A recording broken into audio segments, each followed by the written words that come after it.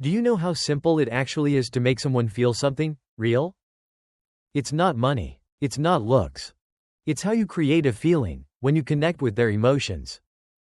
When you truly understand that, everything changes. They don't just react, they feel it. They feel safe. They feel seen. And just like that, you stand out from everyone else.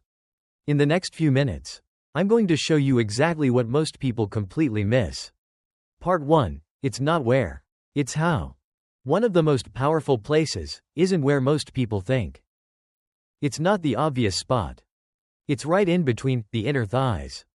Soft, close, extremely sensitive. But here's where most people get it wrong. They rush. They use too much force. They try too hard. Someone who actually understands this moves differently. Slow, controlled, intentional. They don't take. They guide. Just the fingertips. Light, almost like a whisper, tracing small, teasing movements. Think about running your fingers slowly along someone's arm. Now imagine that same softness in a place where anticipation builds instantly. That's where everything starts to shift. Because at that point, you're not just creating a physical reaction. You're engaging the mind. And once the mind is involved, everything becomes more intense. Part 2. Why gentle always wins. Here's the part most people don't understand. The skin in that area is filled with thousands of tiny nerve endings. And they connect directly to the emotional center of the brain. Which means, every light touch sends a signal straight into the nervous system. But here's the catch. If you go too hard, too fast, everything shuts down. The body tenses. The mind disconnects. So the goal isn't force. It's patience. You're not trying to take anything. You're helping them let go. And when your touch communicates that you're safe, that's when everything changes. The body starts to open. The tension drops. The breathing slows. And that's where real desire begins. Not forced. Not performed. But natural. And the crazy part is, it comes from the smallest, simplest movements. Part 3. When touch becomes a feeling. This reminds me of something. Back when I was in Bali. If you've ever been there, you know. The streets are full of motorbikes. And I remember sitting on the back of one. Hands resting on his shoulders. Warm air rushing past. That light scent of rain in the wind.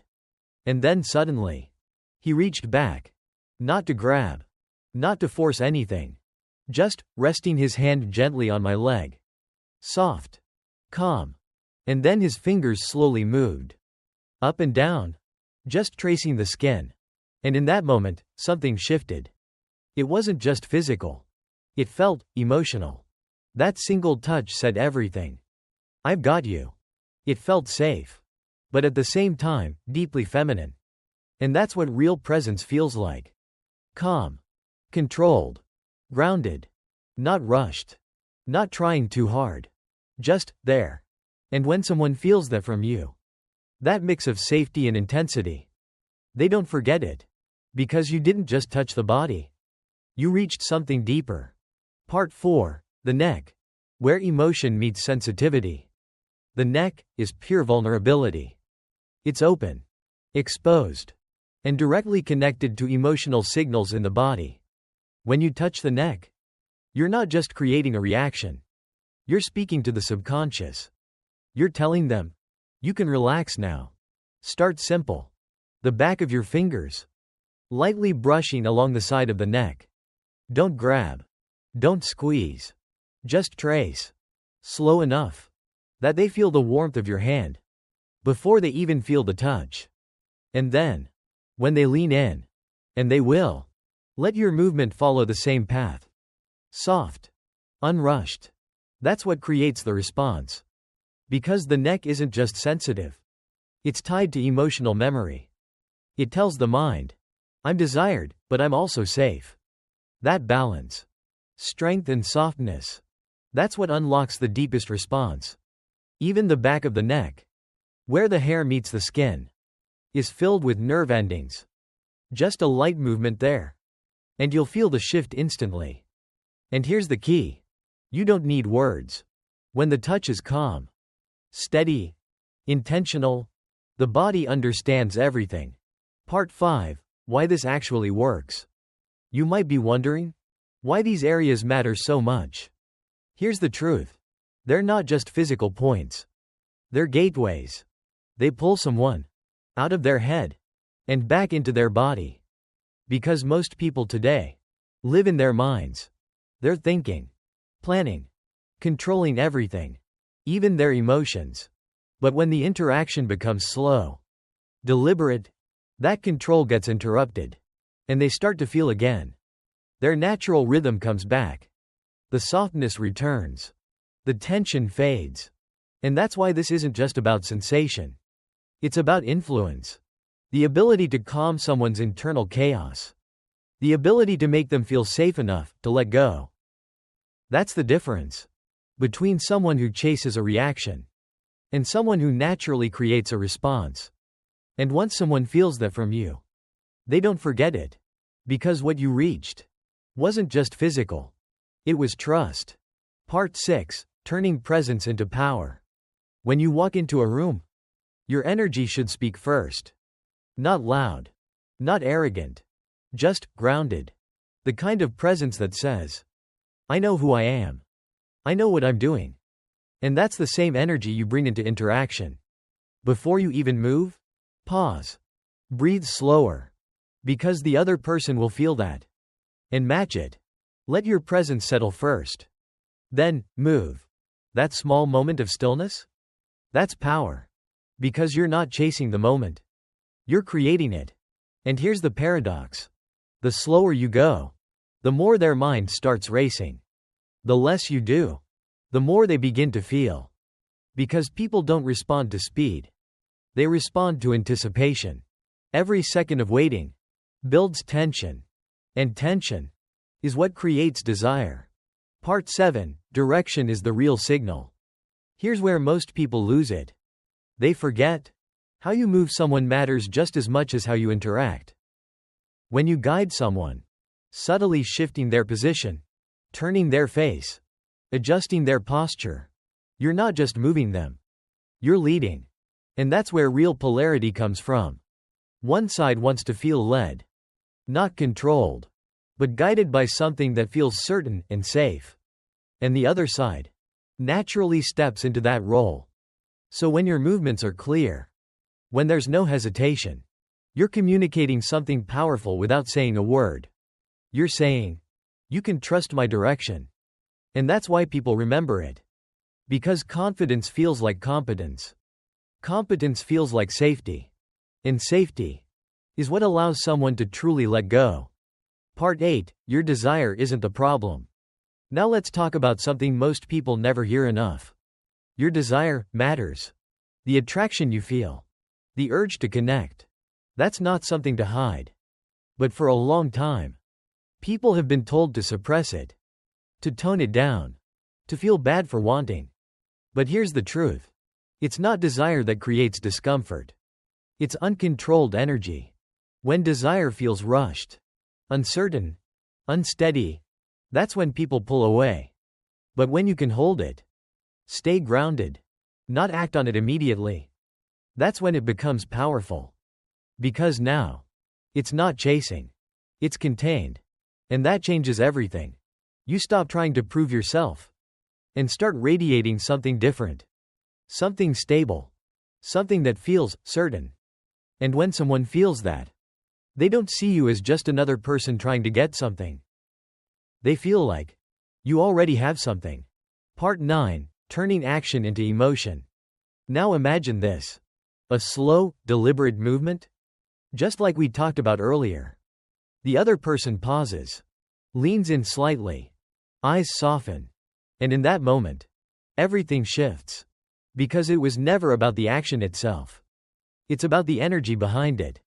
What you just did was turn something physical into something emotional. And then, that emotion becomes trust. And that trust turns into attraction. That's the shift most people never understand. They focus on what to do. But the real power is in how it's felt. Because once you can create that feeling, You're no longer relying on chance. You're creating connection on purpose. And that's where everything becomes predictable. Not forced, but intentional. Part 10. How to build that control. So how do you actually build that level of presence? It comes down to a few simple things. First, stay present. Most people rush to the next move. Don't. When you stay exactly where you are, fully in the moment, you're saying, I'm not chasing this, I am this. Second, match their energy, then lead. If they're a little nervous, slow things down. If they're more open, meet them there. Then gradually shift the rhythm. Guide it. That's how connection turns into momentum. Third, control your breathing. Your breath sets the pace. When you slow it down, everything around you slows down with it. Fourth, mean every move. Nothing random. Nothing automatic. Every action has intention behind it. Because the moment your actions carry certainty, everything you do starts to feel different. Part 11. What they remember isn't what you did. Here's the part most people don't realize. What they replay later isn't what you did. It's what they felt. That mix of comfort and tension. That moment where everything slowed down. The feeling of being understood. Without needing words. That's what stays. Because memory is built from emotion, not actions. And when someone experiences the same emotional state again and again, it starts to stick. It becomes familiar. And eventually, it becomes something they look for. That's why even when you're not there, they still feel it. In their thoughts. In quiet moments. Because what you created wasn't just an interaction. It was a feeling they can't easily replace. Part 12. With power comes responsibility. There's something you need to understand. When you can influence how someone feels, that's real power. And power comes with responsibility. Because when you start affecting someone on that level, you're not just interacting anymore. You're shaping their experience. And that's not something to take lightly. This isn't about control. It's not about manipulation. It's about awareness. Using that understanding to create something real. Something safe. Something that actually makes the other person feel seen. Because the strongest presence isn't the one that takes. It's the one that holds. Steady. Calm. Intentional. That's what builds trust. And that's what makes it real. Part 13. Own it. Say it again? Your desire matters. It's not something to hide. It's a signal. A direction. Toward connection. And when you can hold that. With control. With awareness. It stops feeling like pressure. And starts feeling like warmth. That's what makes your presence different. That's what makes it stay. So next time you're with someone, don't overthink. Pause. Breathe. Stay present. Let the moment unfold. And let what you feel translate without forcing it. Because real connection doesn't need to be said. It's felt. And once it's felt, it doesn't get forgotten. If this made you see things differently, that's the point. Because understanding people isn't manipulation. It's awareness. It's knowing what creates real connection and what doesn't. If you want more breakdowns like this, deeper psychology, real human behavior, then stay here. Because once you start seeing these patterns, you won't unsee them. And everything changes after that.